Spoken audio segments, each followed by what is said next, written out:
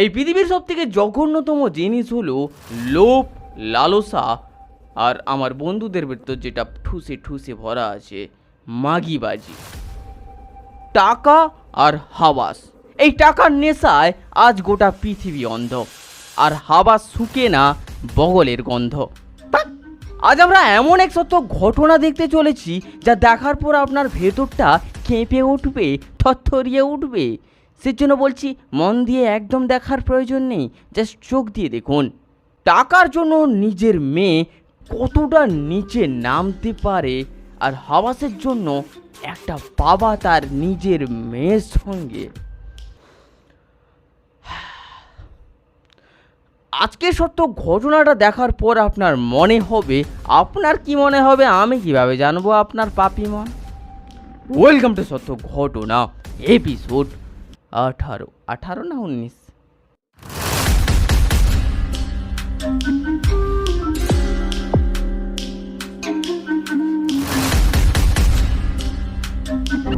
आइए देखते हैं बैठचंद मजा आएगा। ये মাথার উপর আছেন দেবাদিদেব মহাদেব, যিনি সতীর দেহত্যাগের পর তাণ্ডব করেছিলেন। আর একবার তাণ্ডব করুক, পৃথিবী ধ্বংস হয়ে যাক, আমার আর ভালো লাগে না ভাই। যাই হোক, শুরু থেকে শুরু করা যাক। ইনি আমাদের গল্পের নায়িকা, একজন ছোটোখাটো অভিনেত্রী। শত চেষ্টা করেও পিসির মতো অভিনয়টা আর করে উঠতে পারলো না। ব্যাস সিরিয়াল, ওয়েব সিরিজ করেন এবং মোটামুটি ভালোই অ্যাক্টিং করেন, জাস্ট লাইক অনন্যা গুহা। কারেক্ট, এক্সেলেন্ট, খুব ভালো হয়েছে উত্তরা। ঠিক আছে, একদম এইভাবে চালিয়ে যাও। ডাইরেক্টরটা একটু বেশি তেল লাগাচ্ছে মনে হচ্ছে না? এর পরের সিনে আমরা দেখতে পাই নায়িকা আমাদের পুলিশ স্টেশনে, এবং পুলিশ মামাকে তার জীবনের গল্প শোনাচ্ছে। মুখটা কাঁদো কাঁদো, যেন মনে হচ্ছে আমফান ঝড়ে আমটাই খুলে গেছে, যেন তাসের ঘরের মতো খিরিয়ে গেছে জীবনটা তজনজ হয়ে গেছে। হঠাৎ করে মামা বলে ওঠেন, আপনি বিবাহিত জীবনে সুখী তো? না, মানে আমি যে কারণে জিজ্ঞেস করছি, আপনি অসুখী সেটা জেনেই হয়তো ভদ্রলোক সুযোগটা নিয়েছিল। কে ওই ভদ্রলোক? আর ওই ভদ্রলোক কিসের বা সুযোগ নিয়েছিল? সত্যি কি ভদ্রলোকটি সুযোগ নিয়েছিল? সত্যি কি মেয়েটি তার বিবাহিত জীবনে খুশি ছিল? প্রশ্ন অনেকগুলো, অ্যান্ড উত্তর পেতে হলে আমাদের ফ্ল্যাশব্যাকে যেতে হবে, মানে 2-3 পা পেছোতে হবে। আমাদের নায়িকার ছোট সংসার, স্বামী আর একটা ছোট্ট বাচ্চা মেয়ে, ব্যাস ছোট সংসার, সুখী সংসার। স্বামী এবং তিনি দুজনেই জুনিয়র আর্টিস্ট। অ্যাক্টিংয়ের পাশাপাশি বাড়িতে বাচ্চা মেয়েদের নাচ শেখান এবং ফ্রি টাইমে স্বামীকে কান ধরে উঠবুস করান। সব মিলিয়ে এদের জি বাংলার সোনার সংসার। হ্যাঁ, তাহলে কি এমন ঘটলো এদের জীবনে? সব কিছু তছনছ হয়ে গেল। একটা কালো ঘন রাত, ফাঁকা বাড়ি, ক্লান্ত শরীর। এমন সময়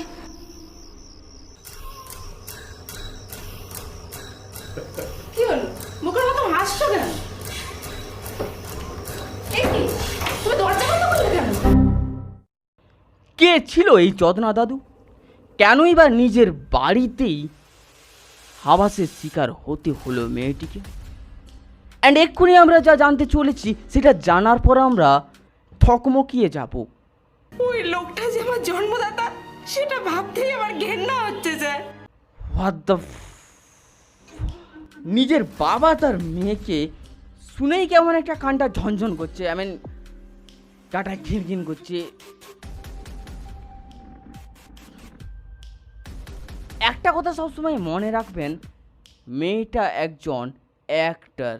ওই লোকটা যে আমার জন্মদাতা, সেটা ভাবতেই আমার ঘেন্না হচ্ছে স্যার। এটা শুনে পুলিশের গাঁড় ফেটে চৌচির হয়ে গেছে। মেয়ের মুখে তার বাবার কাহিনী আমরা শুনতে পাই। চলো 3-4 বার পিছিয়ে ফ্ল্যাশব্যাকে যাই। আমার বাবার চরিত্র কোনোদিনই ভালো ছিল না। মদন দাদু বয়সের ভারে সব কিছু পুরো নেতিয়ে গেলেও এখনও দাদুর বান্টু নড়াচড়া করে কথা বলে। 65-70 বয়সে দাদু আবার বিয়ে করে। যে বয়সে অন্যান্য বুড়ো বুড়িগুলো হরে কৃষ্ণ হরিরাম করে কীর্তন শোনে, সেখানে দাদু বিছানায় আরে ভাই শরীর নেতিয়ে গেছে, ওটা তো আর না, তাই নি?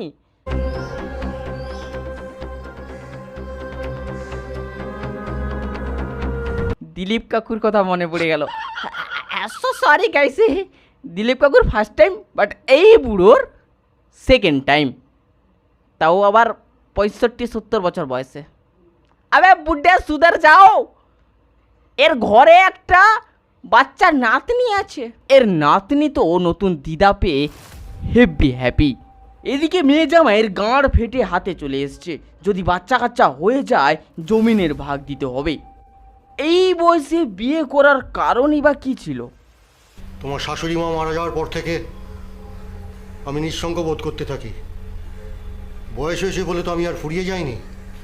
আমারও তো শখ, আহ্লাদ, আনন্দ, ভালোবাসা। হাবাস, চুলকানি, টুনটুনি রয়েছে দাদু। বয়স হয়েছে তো কি হয়েছে, এই বয়সেও দাদুর যৌবন তার চুলের মতো গাঢ় কালো। বেশি কথা না বাড়িয়ে দাদু তার রুমের দিকে চলে যায়।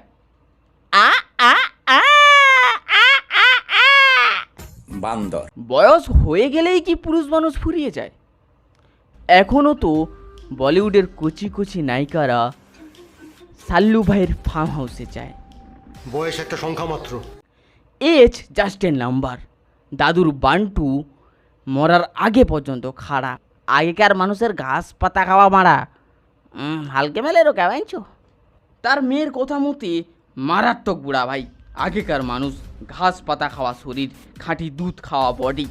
মরার পর এদের মুখে আগুন দেওয়া হয় না, এদের মারায় আগুন দেওয়া হয়। এবং জানেন স্যার, কাল রাতে বাবা যখন গ্রাউন্ড ফ্লোরে আমার শোবার ঘরে আমাকে রেপ করছিল। মেয়ের মুখে তার বাবার এই সব কাণ্ড কারখানা শুনে পুলিশ কাকু জাস্ট হতভম্ব, বিচলিত, আর কি সব বলে, মানে ওর ফাঁকা হয়ে গেছে যে একটা বুড়ো মানুষ কিভাবে এতটা চুত পাগলো হয়। আপনি ওই লোকটাকে অ্যারেস্ট করুন স্যার, আর পারলে ওই মহিলাকেও। আপনি একদম চিন্তা করবেন না ম্যাডাম। এখন প্রশ্ন অনেক জন্মায়, মেয়েটা সত্যিই কি সব সত্যি কথা বলছে? একটা বৃদ্ধ মানুষ যার হাফ কাট শ্মশানে চলে গেছে, সে কি এতটা রাঁড়ুয়া ভাড়ুয়া হতে পারে?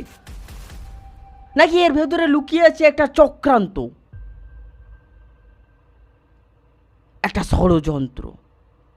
এমনটা নয় তো মেয়েটা এখানেও তার বেস্ট অ্যাক্টিং স্কিল দেখাচ্ছে? জানতে হলে চোখ রাখতে হবে আমার এই ফালতু ভিডিওটাতে। সো ততক্ষণে আমি একটু মতে আসি। বান্দর। আমি আমার মেয়ের সঙ্গে কোনো খারাপ কাজ করিনি। আপনার মুখে এই কথা শুনে আমার নিজেরই আত্মহত্যা করতে ইচ্ছে করছে।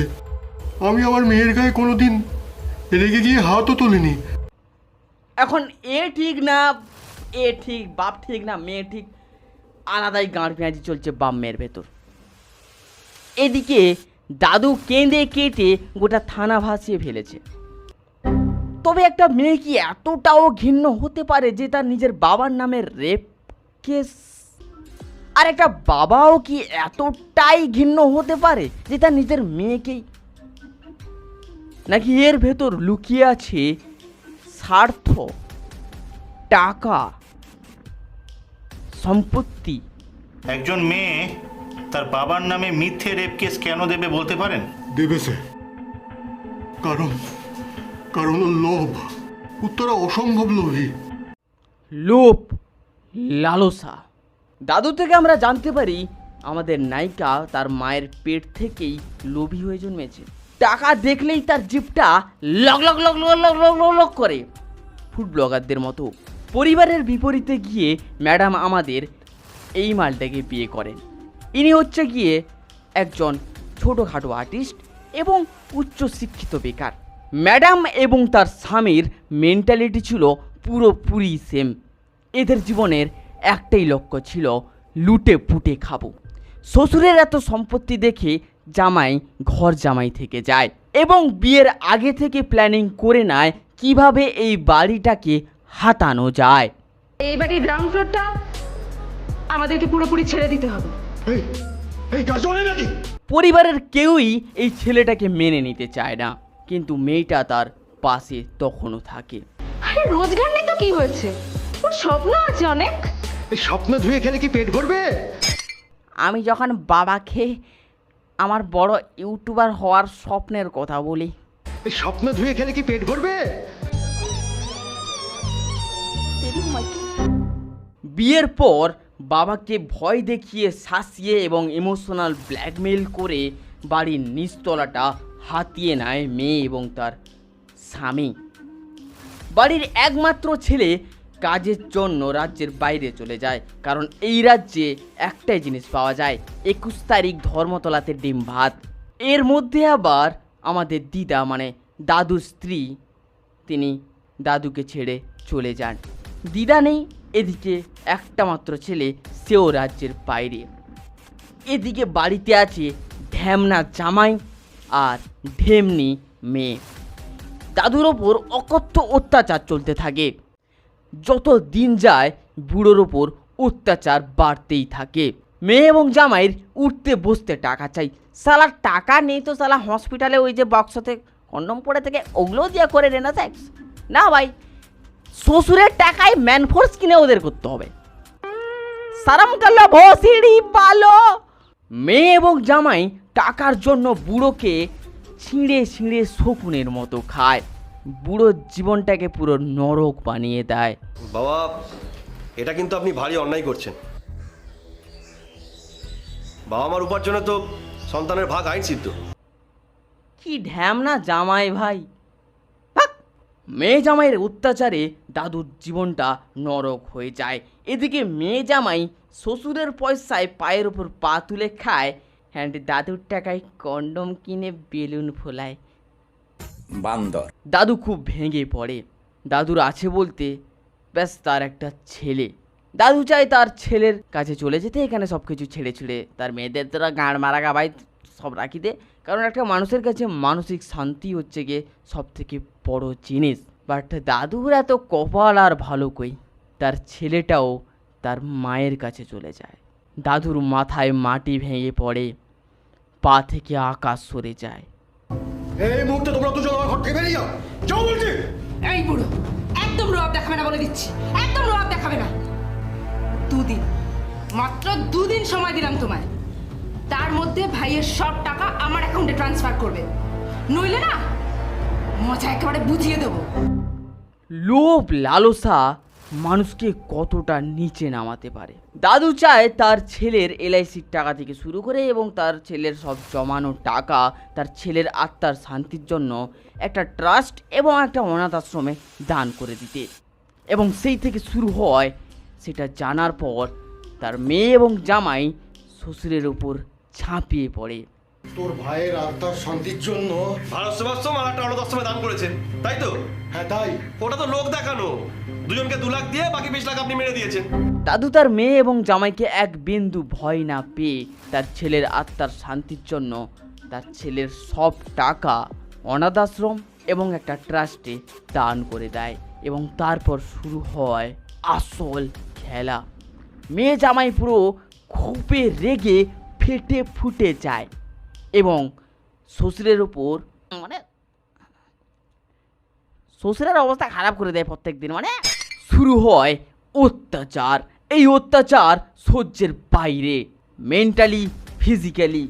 আর দাদুর পাশে দাঁড়ানোর মতো কেউ কোথাও নেই। কিন্তু ভগবান দাদুর এই কষ্ট চোখে দেখতে পারে না। দাদুর জন্য পাঠিয়ে দেয় একটা 50 বছর বয়সী সেক্সি নারী। তুমি আমার বেঁচে থাকার প্রেরণা হয়ে উঠছো ঝর্ণা। দাদু আবার নতুনভাবে বাঁচার আলো দেখতে পায়। শুরু হয় দাদুর নতুন জীবন।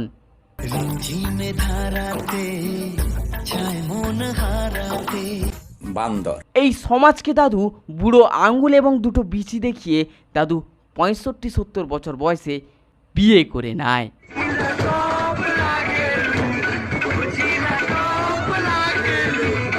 বান্দর। শুরু হয় দাদুর নতুন জীবন।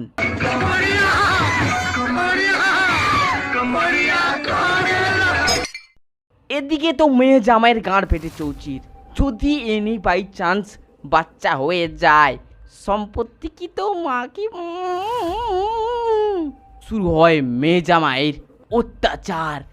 লেভেলের, এবং তারা শুধু অত্যাচার করে না, মাথায় মাথায় ভাবতে থাকে কিভাবে তার বাবাকে ফাঁসানো যায়, এবং এমন একটা জঘন্য কেসে তার নিজের বাবাকে ফাঁসায় যেটা শুনলে কানটা ঝনঝনিয়ে ওঠে, ভেতরটা উৎকুতিয়ে ওঠে। জাস্ট ও মাই গড। কেসটা কোর্টে যায় এবং কোর্টে প্রমাণ হয় দাদুর বলা কথাগুলো সবই সত্য। কিন্তু খেলা এখনো শেষ হয়নি। আবার কিছুদিন পর আমাদের নায়িকা আবার পুলিশ স্টেশনে ছুটে ছুটে আসে এবং বলেন যে তার বাচ্চা মেয়েটিকে তার বাবা সিরিয়াসলি ভাই কিছু বলার নেই। অ্যান্ড এখানে কে ভুল কে ঠিক আই ডোন্ট নো। অ্যান্ড এখনও এই কেসটি হাইকোর্টে ঝুলে আছে, জাস্ট লাইক আমার বিচি। সো এখানে কে ঠিক কে ভুল সেটা তোমরাই বিচার করো, তোমাদের হাতেই ছেড়ে দিলাম। অ্যান্ড গাইজ, আমার এই এপিসোডের বাকি এপিসোডগুলো তুমি পেয়ে যাবে আমার এই চ্যানেলে, ঠিক আছে?